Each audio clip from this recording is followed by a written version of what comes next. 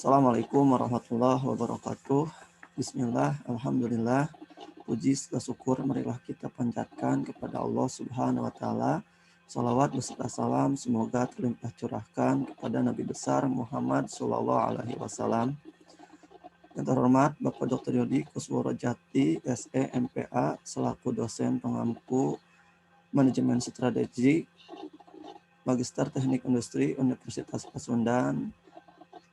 Yang terhormat rekan-rekan MTI Angkatan 2019 yang saya cintai dan yang saya banggakan. Insya Allah pada kesempatan kali ini saya akan menjelaskan bab 5 dari manajemen strategi, yaitu tentang merumuskan visi dan misi.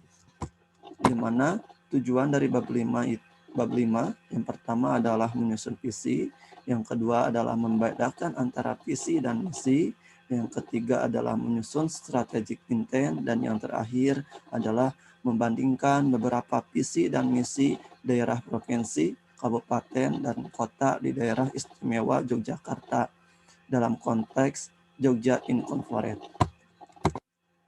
Baik, langsung saja. Yang pertama yaitu menyusun visi. Formulasi visi amat penting sebagai arah strategi dan pedoman melaksanakan strategi yang diformulasikan. Visi yang baik dideskripsikan tentang apa yang ingin dicapai oleh organisasi setelah organisasi tersebut mengimplementasikan strateginya dan mencapai potensi sepenuhnya.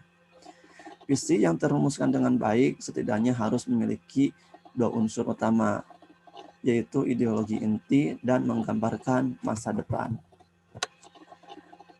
Yang pertama kita jelaskan tentang ideologi inti. Ideologi inti menunjukkan karakter abadi sebuah organisasi dan merupakan identitas yang begitu penting yang bahkan melebihi modal manajemen, siklus hidup barang dan atau pasar, dan terobosan teknologi dalam sebuah perusahaan. Dalam merumuskan visi, perlu dipahami bahwa lebih penting untuk terlebih dahulu mengenali apa diri kita atau organisasi kita daripada tujuan kita atau organisasi kita, yaitu menunjukkan posisi dan eksistensi serta menunjukkan karakter abadi sebuah organisasi dan merupakan identitas yang begitu penting. Nah, dalam ideologi inti terdiri dari dua unsur. Yang pertama adalah nilai inti, yaitu sistem yang mengarahkan ajaran-ajaran dan prinsip.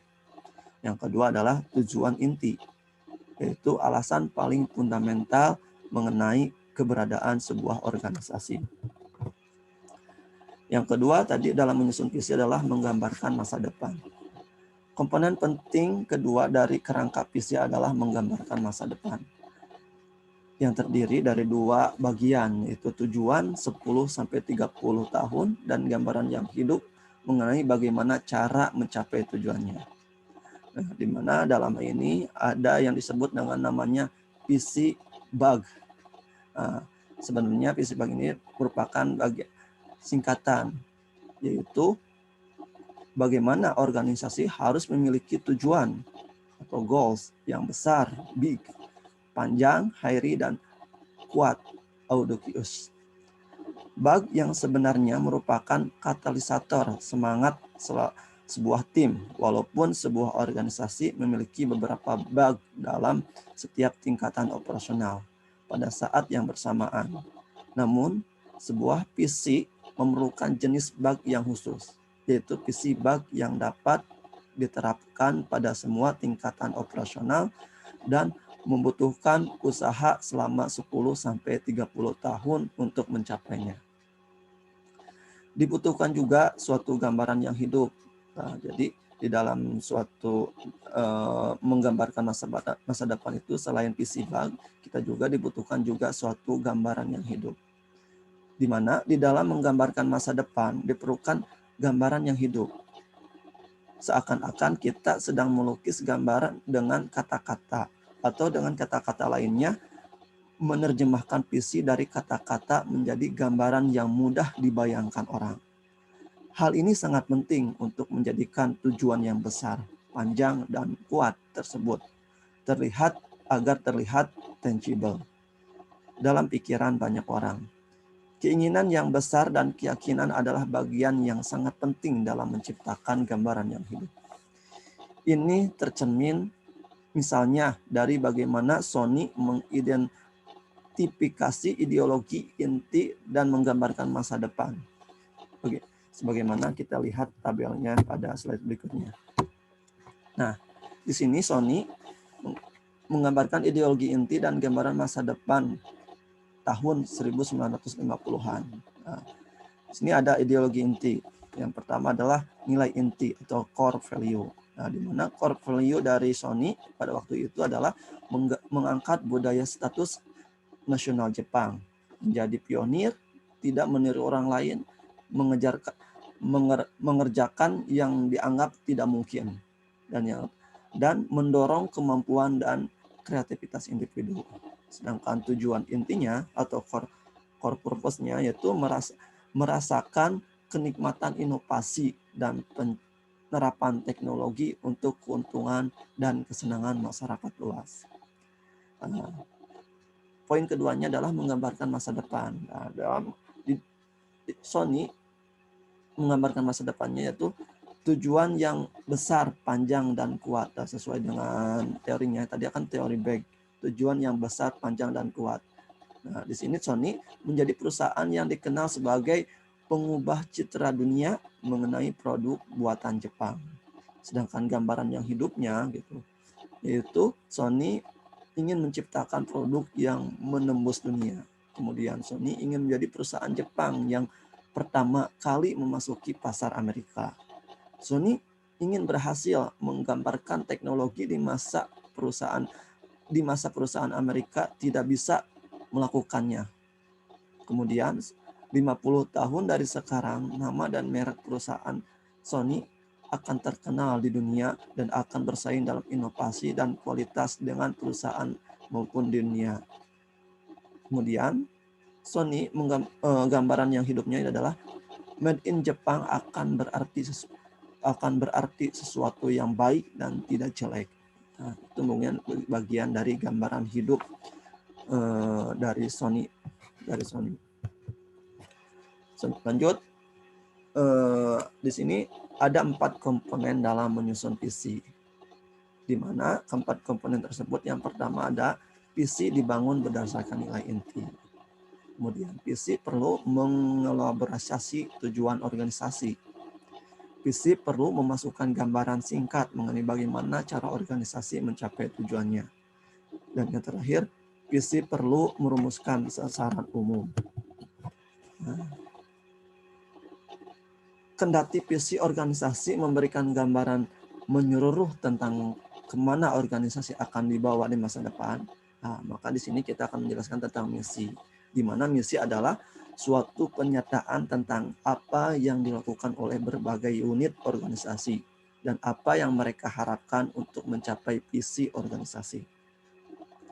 Pernyataan misi bersifat eksternal, fokus pada pasar dan pelanggan, dan spesifikasikan pada usaha tertentu. Karena itu, suatu organisasi umumnya hanya memiliki satu visi dan berbagai misi untuk mewujudkan visi tersebut.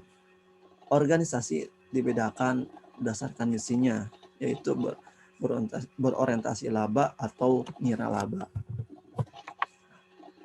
Jenis organisasi berdasarkan misi. Nah, di sini ada beberapa jenis organisasi berdasarkan misi. Yang pertama adalah organisasi berorientasi laba, yaitu organisasi yang memberikan keuntungan bagi pemiliknya, karyawan, dan pihak lain. Yang kedua adalah asosiasi, yaitu organisasi yang membawa manfaat saling menguntungkan bagi anggota dalam organisasi tersebut, misalkan serikat pekerja. Yang ketiga adalah organisasi jasa, yaitu yang memberikan manfaat bagi klien. Dan yang terakhir adalah organisasi Commonwealth yang memberikan manfaat bagi masyarakat secara keseluruhan. Baik. Dan ya, setelah kita menjelaskan visi dan misi, kita juga akan menjelaskan tentang strategi intent. Visi, misi, dan strategi intent sering kali dicampur adukan ketika konsep ini saling melengkapi khususnya ketika aspek motivasional suatu visi dan komponen filosofos suatu misi berhubungan erat dengan strategi intent. Kendati demikian, perlu digarisbawahi bahwa strategi intent menggambarkan suatu sikap yang agresif dalam menjalankan strategi yang tidak menjadi bagian dari visi, misi, tujuan, dan sasaran dari suatu perusahaan dalam mencapai strategi fit sebuah strategi. Berikut kita uraikan pengertian sasaran dan tujuan strategi. Sasaran didefinisikan sebagai misi perusahaan dalam konteks beberapa wilayah hasil kunci. Sedangkan sasaran tidak spesifik tujuan. Sedangkan tujuan itu sendiri adalah mendefinisikan sasaran. Organisasi harus mempunyai tujuan dalam setiap area sasaran,